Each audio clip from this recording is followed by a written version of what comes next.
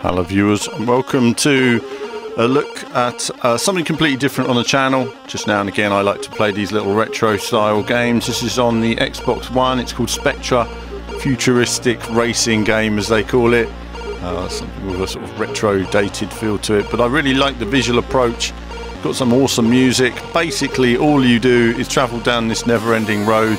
I say never-ending, there is ends of levels, collecting as many of these little score boxes as you can. Of course you can see them building up there. Now when you hit one of the blocks, of course you lose all the points you've just gathered. So right now I'd lose all 200 points if I hit anything. Now and again you just want to bank those really, but you could get your multiplier up and then it's really worth something. So this is me having pretty much a second go on this particular level. I first played it and went flying straight off the road straight away, and then gradually got my head around it. It's where you're looking, you actually have to look right up the road as it were, and your focus is on where you're going, not where you are, and you'll find yourself able to avoid those little gaps more and more. When I first got to one of those little gaps I thought, how is it possible to get through there? But eventually you find yourself doing it more and more, like there. It's a good little dodge actually. And there's a bit tricky. Not quite through the gap there, but you can see the idea. So lots of skill required to improve your scores. Cool music that keeps you going. I suppose it's a bit like audio surf in a way. You know, there's some inspiration from there. But again, it's a slightly different approach to audio surf. There you go, through the gap, but then unfortunately straight into a block.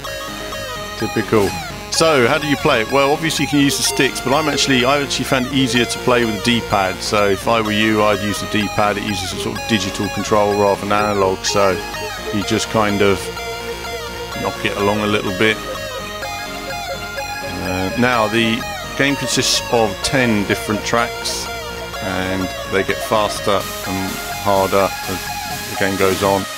I think it's been good fun. I think it lacks in terms of I suppose just sort of lack of different visuals really. I mean, I think it'd be nice if you had like green blocks on a level and blue blocks and just something to differentiate the different courses, but instead it's just the same graphics with different music. So I think that's something where they failed. You know, if there's one thing, if you take me back to gaming back in the day, you know, if you got to level 3 and level 3 was all green or something, level 1 was all yellow, level 2 was all blue, and level 3 was all green, you'd be like, wow, I've made it to the green level, it's the best thing ever.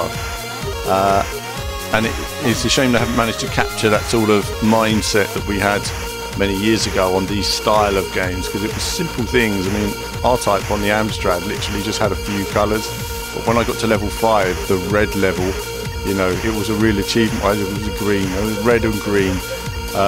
It was a real achievement to get there. So it was like something new graphics at the time. But either way, I think it's pretty cool. 60 frames, obviously. You know, all these retro games should be.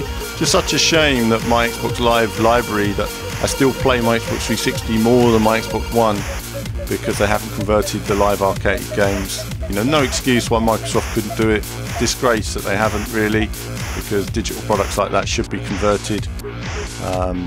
You know, they use very little power.